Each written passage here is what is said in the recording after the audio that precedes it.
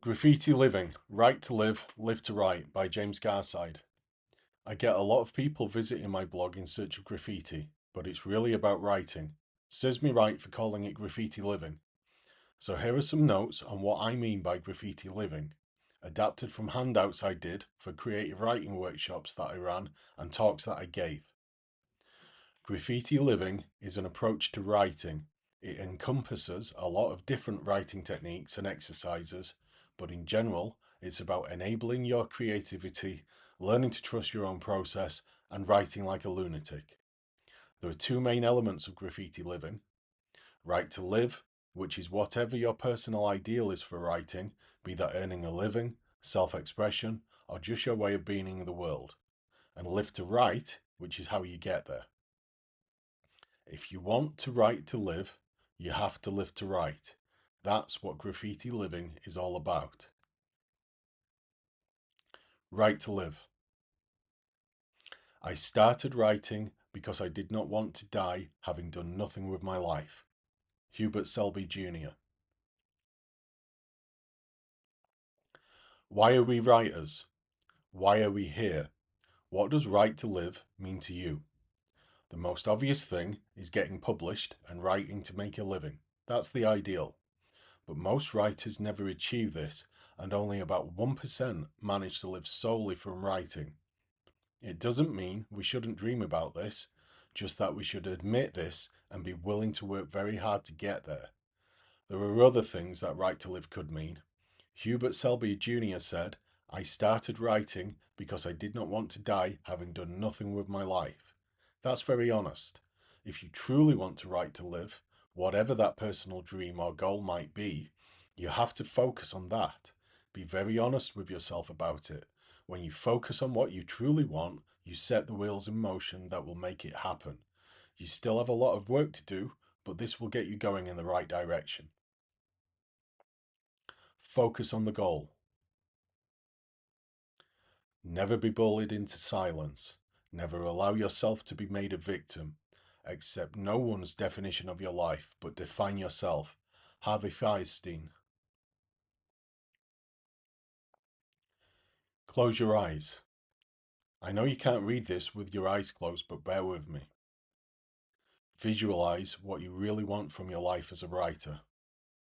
It doesn't have to be the usual stuff you say about why you want to be a writer. Focus on what you really want. Imagine your perfect life as a writer, the perfect situation. Where are you? What are you doing? What does it feel like to be there? The visualization of that true goal begins the process that makes it happen. Explore your deepest desires, fantasies, and motives. Focus more and more on what you would like to happen in a perfect world, a perfect situation, taking away all restrictions and practical considerations. Forget about what you've been told is reasonable to expect in your situation. Admit to yourself what you really want. Open your eyes and write down what you saw, your personal vision. Don't share it with anyone, it's a secret. This is what right to live means for you. And you weren't given the ability to picture this, to want this, without being given the ability to make it true. You still have to write though. If you want to write to live, you have to live to write. So let's go for it. You've got 30 seconds. Start writing.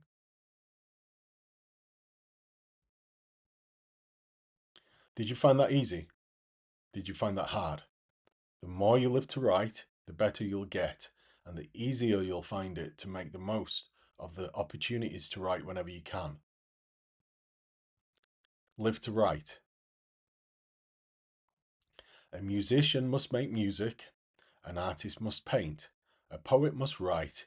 If one is to be ultimately at peace with oneself, what one can be, one must be. Abraham Maslow.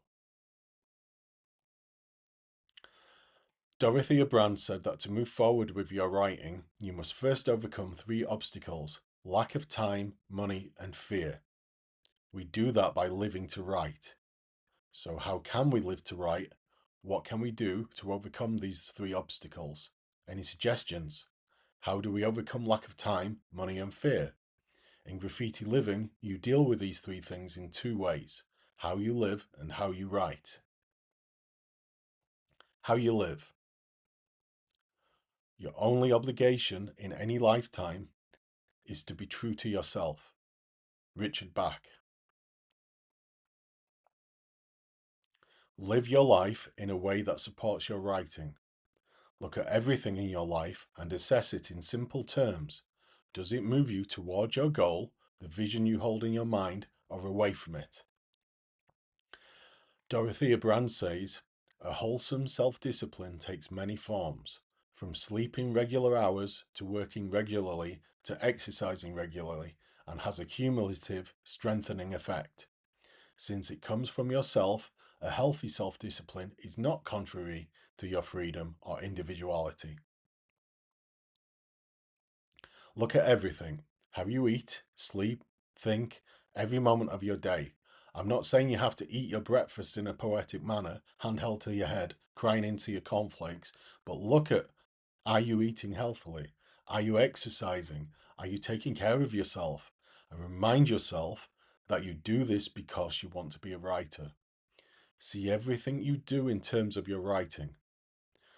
The Japanese novelist and short story writer Haruki Murakami runs marathons and sees the process as being similar to writing a novel. He runs marathons so that he has the energy and stamina to write novels. You don't have to run marathons, but it's a brilliant example of living to write. Lack of time and money. Think about it. We are always told that time is money, but time is the only thing that once you have spent it, you can't make more of. So be conscious of how you spend time and check that you are spending as much as you can on your writing. Write down everything that you do that doesn't involve writing. Discard everything that's irrelevant. Sometimes it means making tough decisions, ones you don't want to make, but you have to. Too many writers complain that they don't have time to write but spend hours every day watching television. On the other hand, most things will be indifferent. Things you cannot change, but that neither move you towards or away from your goal. Change that. Align them so that they move you towards your goal, or at the very least exploit the opportunities that they offer you for your writing. You might not be able to change jobs or stop going to school, but you can at least write about all the horrible people there and use them as the basis for characters in your stories. You might have a headache or be really ill. Take notes. Whatever you experience in life, it is your life. These things happen in your life that you won't find reported on the news. If a tree falls over in the woods and no one was there to write a press release about it, it didn't happen. So what about you? Who writes from your perspective? Who tells your stories? You do. You're the only one who can, and you're the only one who will.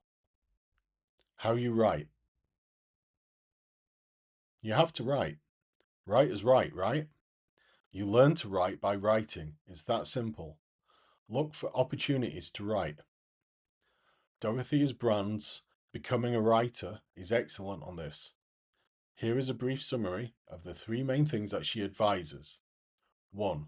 Write down your dreams.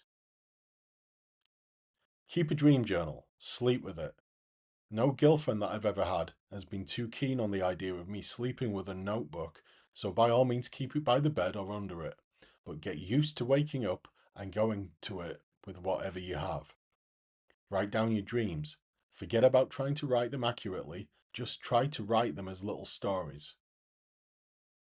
2. Wake to write. Wake up and before you do anything else, write something, even if it is only for 5 minutes. Get up early if you have to, but make sure that you do it. 3. Write by appointment. Set a time during the day when you will write, and no matter what happens, you must make that appointment and write for half an hour. If you're in a meeting, excuse yourself and write in the toilet. If with your friends, turn one of them round and rest on them whilst you write. Whatever. Just make sure that you write when the agreed time comes. Overcome fear. First thought, best thought. Allen Ginsberg. You are a genius all of the time. Jack Kerouac. The first draft of everything is shit. Ernest Hemingway. You have to overcome the biggest stumbling block to being a writer. Not your homework, not your chores, not your responsibilities. You, or more accurately, your fear. The three above writers have three different attitudes about writing. Take all of them on board when you write. Split yourself into two people. If you already have split personalities, then give them jobs to do. The one who writes and the one who edits. When writing, write. Quantity first, quality later. Send your inner editor out of the room. Write as though it is impossible to fail. If you don't believe it, give yourself permission to write as though it is true for the next minute, 5 minutes, half an hour, whatever. Suspend your fear and disbelief for that time. Just write words as they come out. Don't stop, don't worry, don't think. Just write. It doesn't matter what, just write. It's better than nothing. It's better than just sitting there with your thoughts. Just write. Don't even look once you've done to see what you have written. Just write and put it aside. Go about your day. You have written these pages as safe. Go about your day then with the knowledge that you have written something. Cluster and write. Cluster and write. A brilliant technique is to brainstorm or cluster and then write. Clustering is basically a brainstorming technique for writers. You do it just to get your brain working and keep your hands connected to your thoughts. Keep the lines of communication open. For information on this, check out Writing the Natural Way by Gabrielle Rico and any of the books on brainstorming by Tony Buzan. Keep your inner editor happy. Give your inner editor something to do other than pick away at you whilst you are writing. Negotiate times when you will sit down to edit and times when it will just shut up and let you get on with it. Ask it to be the project manager for your writing and to organize your life and writing projects for you. Write and review. Aside from your morning writes, which only have to be short, try and arrange to sit down with yourself and write part of your novel. Write with a view to just getting the words out for that bit, and know that you will plan with yourself and negotiate with your inner editor to book an appointment later to come back and do something with it. You're striving for balance, yin and yang, each has a seed of the other in it. Times when you just write and times when you review what you have written. What is your textual preference? If you don't know what to write, think about what you love and hate in fiction. Be honest, what you really love. Then that is a rough guide to what you veer towards. Also look at your morning pages. What form they take. What are you naturally inclined towards? You will be naturally inclined towards certain things, attracted by certain types of stories. That doesn't mean you can't or shouldn't experiment and try other things. Do so by all means. But come back to what you are naturally inclined to and try that whenever you get stuck or lose your way. Try juggling. It takes as much energy to write one novel as it does to write two. Have another project to work on alongside your main project. Something that is the total opposite of what you are writing and taking seriously. Something fun and insane that you don't have to worry about whether it's good or not. When you are sick of one, write the other. This is how you rest, not by stopping altogether. Conclusion. You need not leave your room. Remain sitting at your table and listen. You need not even listen, simply wait. Just learn to become quiet and still and solitary. The world will freely offer itself to you to be unmasked. It has no choice.